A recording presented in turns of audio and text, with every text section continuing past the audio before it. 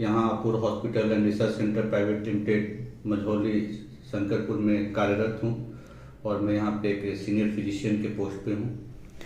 Sir, बात करें, आज ये विश्व एड्स दिवस है और ये एड्स काफ़ी लोग लेकर काफ़ी बहुत ही डरे हुए रहते हैं। कहीं ना कहीं इसको महामारी में माना जाता है।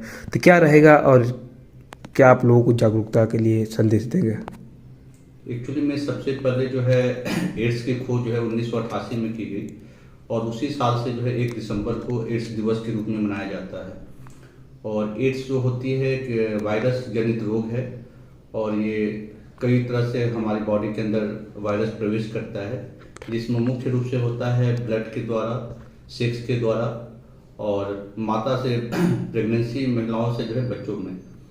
अब इसमें जो इसका इलाज है, पहले तो कुछ इलाज नहीं था लेकिन आज कई दवाइयाँ आ गई हैं जिसको एंटी रेट्रोवायरल थेरेपी कहा जाता है और अगर इसको कंटिन्यू लिया जाए तो आदमी जो है अपना सामान्य जीवन यापन कर सकता है। लेकिन सर, कुछ लोगों का कहना है कि यदि किसी को एड्स हो जाता है तो उसका बचना संभव नहीं माना जाता। कहीं ना कहीं वो डिप्रेशन में व्यक्ति चला जाता है। तो क्या ऐसे लोगों का भी ये बातें कुछ समय पहले तक सही थी क्योंकि उस समय तक दवाइयाँ उपलब्ध नहीं थी, लेकिन साइंस ने बहुत तरक्की की है और इसकी दवाइयाँ भी उपलब्ध हो गई है। वायरस एड्स क्या है? एड्स जो होता है ये बॉडी में जो हमारे शरीर की रोग प्रतिरोधक क्षमता होती है उसको कम कर देता है। रोग प्रतिरोधक क्षमता कम होने की वजह से जो एक सामान्य बीमारी है जैसे पतला दस्त होना, बुखार होना, ये सब ठीक नहीं हो पाते हैं क्योंकि हमारी रोग प्रतिरोधक क्षमता कम हो जाती है। तो जो हमारे सेल्स होती हैं, TLC बोलते हैं, वो कम होने लगती है और वो रोगों से लड़ नहीं पाता है। तो जो अब दवाइयाँ आई हैं वो क्या करती हैं कि इसको मेंटेन करती है। तो जो ये सब चीज़ें हैं वो अब ऐसा नहीं रह गया है कि आदमी डिप्रेशन में चला जाए। इसका इलाज है और हमने अपने कई मरीजों को देखा है जो अच्छी ज़िंदगी जी रहे हैं और एक सामान्य ज़िंदगी जी रहे हैं जैसे वो पहले जीते थे। तो डिप्रेशन में जाने वाली कोई बात नहीं है। आदमी जो है अगर रख के अपना इलाज कराए तो ठीक हो सकता है। सर, एड्स का लक्षण क्या होता है? सर, एड्स का लक्षण अपना कोई लक्षण नहीं होता है। जो सामान्य चीजें हैं जैसे किसी को बुखार हो जाना, वो बुखार ठीक नहीं होता है, किसी को दस्त होना, दस्त ठीक नहीं होता है, वो दिन में 3 बार 4 बार, शरीर का जो है वजन कम होते जाना, भूख नहीं लगना, जो टीबी की बीमारी है उसमें ज़्यादा होने लगना, शरीर में गांठें बन जाना, शरीर में स्किन में इन्फेक्शन। तो ये जो हमारी सामान्य जो बीमारियां होती है वही जो है लंबी खींचती चली जाती है और कई बार जैसे मुंह में छाले पड़ जाना, तो ये सारे जो है इसके लक्षण होते हैं। लेकिन सर, बात करेंगे बचाव के लिए जो जागरूकता फैलाई जा रही है, तो इसके क्या चरण हो सकते हैं? कैसे इसका बचाव किया, रोकथाम किया जा सकता है? सबसे पहले तो हमें ये समझना जरूरी है कि जो एड्स है वो होता कैसे है। तो एड्स होने का जो हमने बताया था कि इसके 3 मुख्य वजह है। एक होता है अनसेफ सेक्स, आप किसी के द्वारा अपने मतलब एक्स्ट्रा मैरिटल रिलेशन बनाते हैं या कई लोगों के साथ रिलेशन बनाते हैं, इसको हमें कंट्रोल करना है। दूसरा, पहले होता था कि ब्लड चढ़ाया जाता था तो उसमें उसके थ्रू फैलता था, लेकिन आजकल हर ब्लड बैंक में, हर देश में, विश्व के हर देश में इस तरह की व्यवस्था की गई है कि ब्लड चढ़ाने से पहले उसकी सारी जांच की जाती है ताकि जो है एक दूसरे से न फैले। इसमें काफ़ी कमी आ गई है, सारे देशों ने इस पर जो है काम किया है।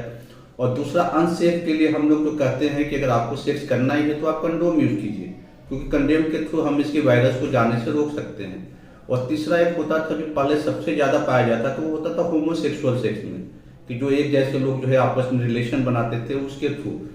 चौथा होता है कि जो बच्चों को माँ से जो प्रेग्नेंट लेडी होती है उनके थ्रू जो है बच्चों में चला जाता है।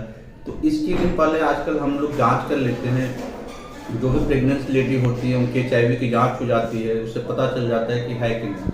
तो हम इसकी बीमारी को बचाव भी कर सकते हैं और हमने इसमें काफ़ी कोशिश किया है और पहले की अपेक्षा एड्स में जो है काफ़ी बचाव अब संभव हो गया, अब केस भी कम आ रहे हैं।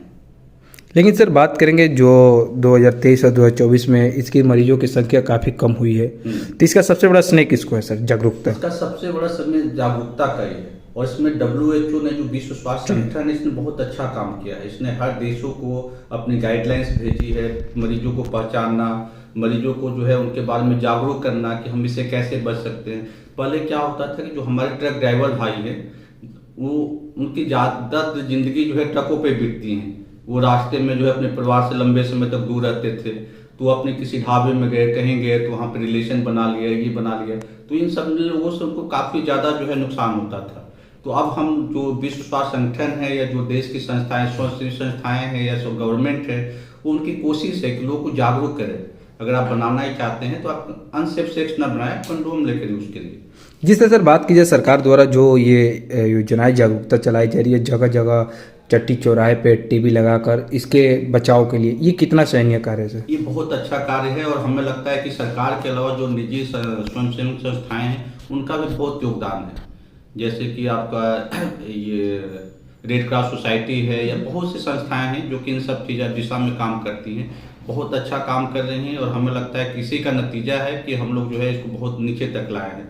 नहीं तो पहले हर साल काफ़ी लोग इससे डेथ होती थी, लेकिन सबसे दुख की बात यह है कि इसमें से ज़्यादातर यंग लोग होते थे, जो कमाने वाले लोग हैं, जिनसे कि उनका परिवार दूर हो जाता था, क्योंकि ज़्यादातर उन्हीं लोगों में होता था, यंग लोगों में, जो बाहर नौकरी कर रहे हैं, बाहर काम कर रहे हैं।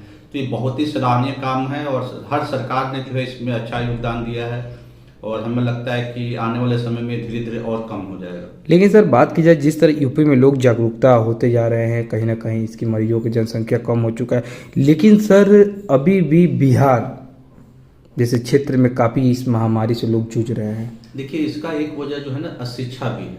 अगर पेशेंट, अगर लोग एजुकेशन का भी इस पर प्रभाव बहुत ज़्यादा, अगर आप जागरूक हैं तो आप अपने स्वास्थ्य के बारे में जानते हैं, आप अपने ऊंच नीच के बारे में जानते हैं कि हम क्या काम कर रहे हैं, नहीं काम कर। अब वही जो हमने पहले बताया कि लोग काम के सिलसिले में दूसरे शहरों में जाते हैं।